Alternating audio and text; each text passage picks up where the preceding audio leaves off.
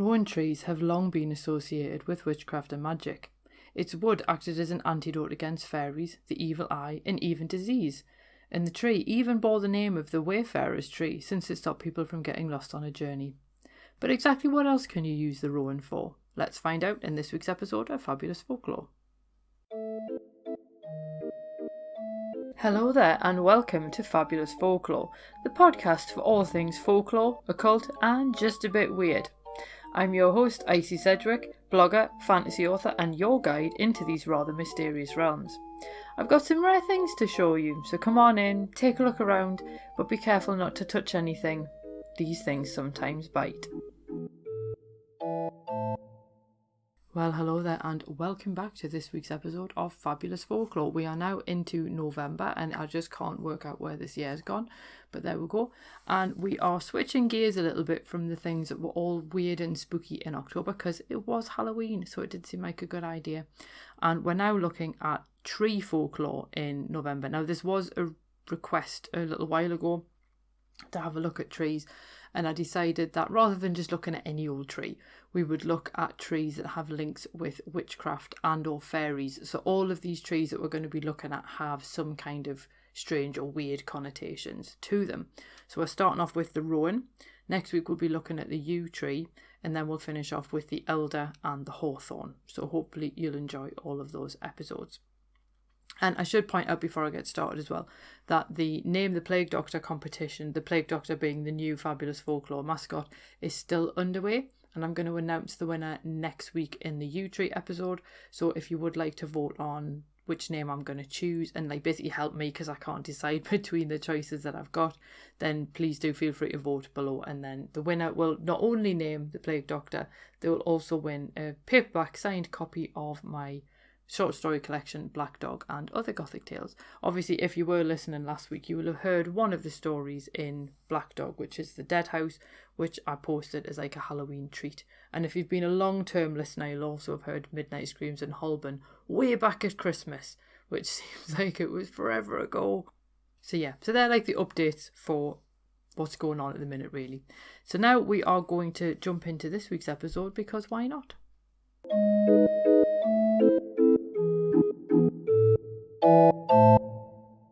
So as I said in the opening of the episode, rowan trees have long been associated with witchcraft and magic, and its wood acts as an antidote against all kinds of things, including fairies, the evil eye, witches and disease. And it did bear the name the Wayfarer's tree because it stopped people from getting lost on a journey.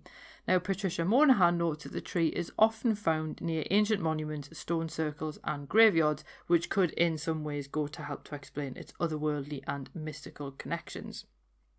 Incidentally, according to folklore, you could even uncover witches using rowan's unripe berries. So you would just simply wave a branch with the berries on over a suspect and they would instantly confess, which I can't help thinking is a much nicer way of doing it than some of the awful torture that poor victims went through during the witch trials.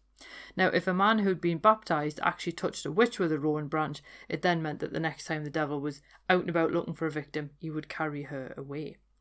So let's have a look at where it comes from and where some of this folklore, because there is quite a lot.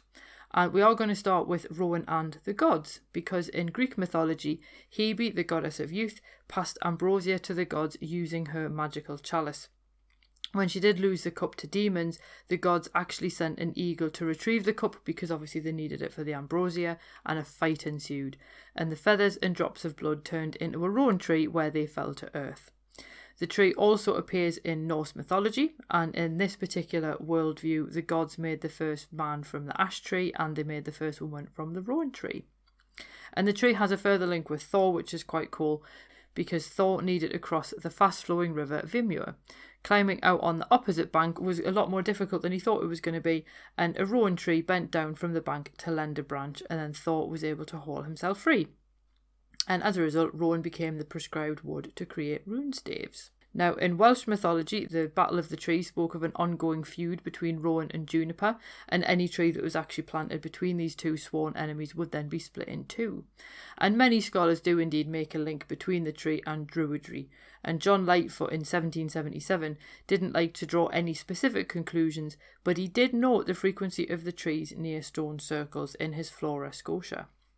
Now, there is obviously no real way to know if that's a coincidence, and it likely might be, but given the protective powers of the Rowan, it also wouldn't be surprising if it were deliberate. And if a Rowan could protect its own circle, imagine what it could do for people. Which leads us nicely into our little segue into the next section, which is protecting people against witchcraft. And parts of the tree became really useful talismans against evil, and many people kept equal arm crosses made from rowan twigs and red thread in their pockets. And I actually found an example of these in the National Museum of Scotland in Edinburgh, which you can find on my blog. But if you haven't seen the picture yet, it's basically, if you can imagine, two twigs of rowan the same length as an equal armed cross, and then the red thread kind of binds them together around the middle to form this cross. In Cumberland, rowan branches were prepared for use by carrying them around the Beltane fires, and Welsh communities might plant rowan trees in churchyards to protect against demons. As I said earlier on, men who'd been christened could touch witches with a rowan sprig, and it would then mark her as one to be carried off by the devil. And also, carrying a sprig of rowan in your pocket allegedly protected against rheumatism. If you found a person dancing in a fairy ring, what you would do is you would reach a rowan branch in for them, and then they'd be able to grab the branch and you could pull them free.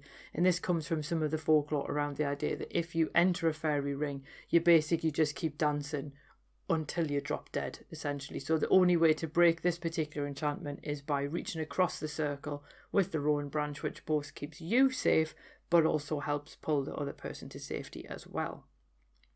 People did fear being hag-ridden, something that we pretty much now recognise as sleep paralysis, but people would believe that they'd be safe from this particular phenomenon if they kept a branch of rowan in bed, which would make sense because obviously fairies and the like and demons and what have you wouldn't be able to come near them with the rowan around. And in Ireland, people believed that the berries could even cure the wounded, but I should point out that because rowan is actually a member of the rose family, the raw berries do contain harmful parasorbic acid, so please don't try that one at home. Now, when should you harvest the wood? Because a lot of this does rely on the wood being useful for things. And for many, the correct time to collect rowan was actually midnight on Holyrood Day, which is September the 14th. And on this day in 335 AD, the Empress Helena allegedly discovered the cross from Christ's crucifixion. Though elsewhere, St. Helen's Day, which is 21st of May, was the correct time to collect rowan. And also what you should do is use a household knife to cut away any twigs, and then when you brought them home, you would follow a different route than the one that you took to reach the tree. I can't remember why that is, but it's very specific instructions, so I kind of feel like if you do want to do that, probably follow them. There's probably a reason for it. Now, one of the reasons why people like to use the wood so often is because it was a way to protect the home against witchcraft. And entrances into the home were particularly susceptible to witches. So how would you stop them from getting inside? Now, you could plant holly beneath the windows. That certainly wouldn't hurt. Well, it would if you fell in it, I guess, but it wouldn't hurt you. And you could also use rowan because it's known as a portal tree. So because it forms a threshold between our world and the other world, it means that people could use the tree at the gate to their property or outside their door for protection. And according to Niall McCoytier, Scottish migrants actually took the custom of planting rowan trees at the door to New Zealand. Now, obviously, there is one thing that we've forgotten if you've got the doors and the windows. How about the chimney? Because chimneys were well known to be the weakest point of the house in terms of illicit entry, which does rather cast Santa Claus in a slightly different light.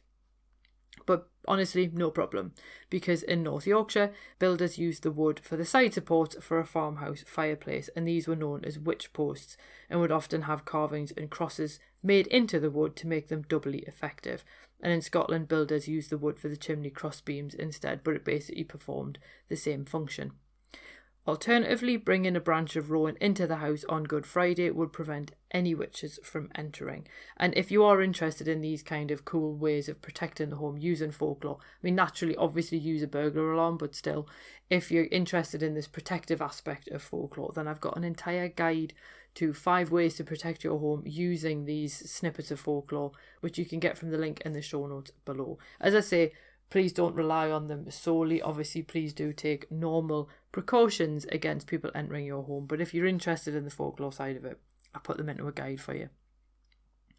Obviously, people weren't just interested in protecting themselves and their homes, they also wanted to protect their livestock from witchcraft, because there were obviously concerns about witches gaining access to livestock. So farmers would hang sprigs of rowan in the rafters of cowsheds, and in some places they would actually plait the sprigs and then wrap them round the horns of the cows. And this would basically mean that witches couldn't go anywhere near them to steal their milk, because that's essentially what they would be using them for.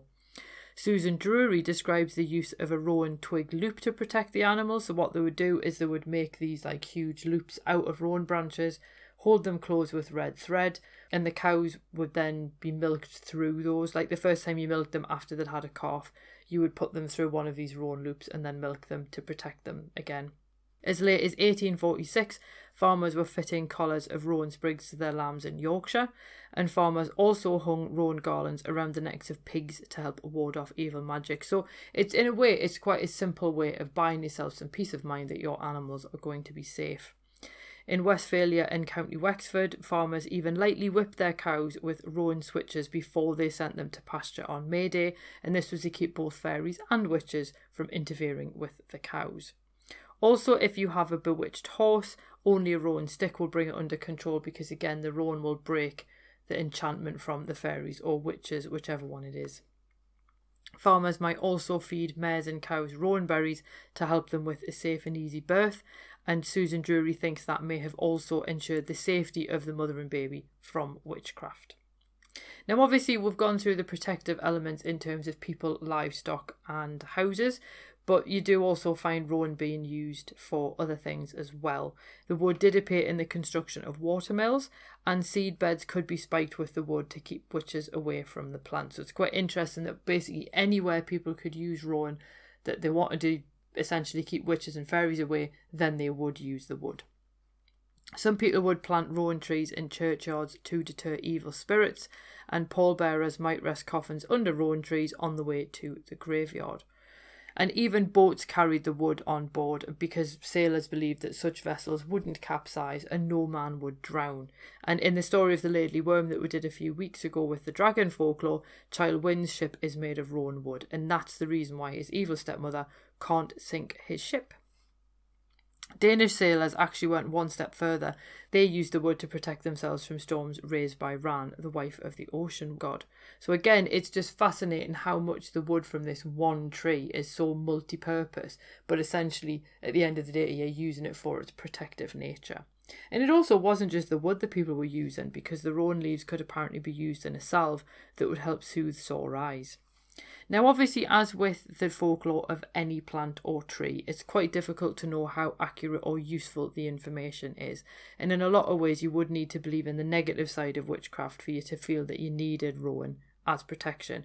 It is also quite interesting, and this fascinates me every time I come across it, that people are essentially conducting their own little rituals and using these particular types of wood and so on to protect themselves against witchcraft, when really what they're doing is essentially a form of witchcraft in and of itself, but that's a side issue. A lot of these old tales are quite diverting, and they do tell us a lot about the way that our ancestors did live their lives. But they also tell us that they felt that they needed protection from forces beyond their control. And obviously nowadays we can look back at them and think, oh, how silly, how uncivilized that people ever believed that. But they didn't have Google, they didn't have information on tap, they had fewer resources at their command, so they could only go off what they could see and hear and basically believe was going on.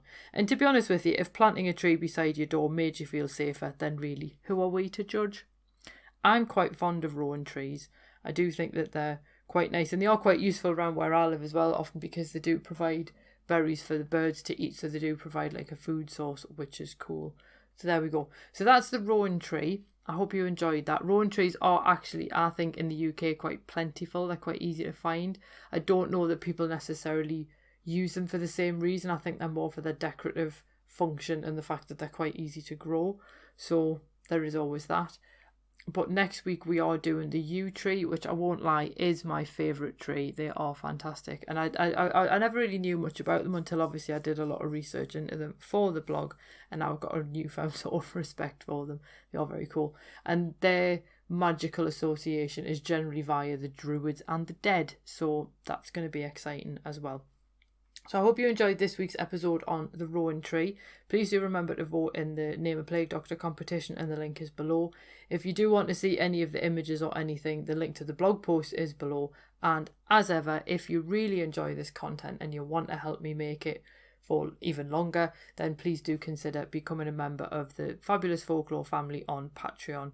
Obviously, different amounts will get you different stuff, but you can have a look at that again at the link below. Otherwise, thank you very much for your attention and listening to this week's episode, and I'll see you next week when we have a look at the yew tree. Cheerio.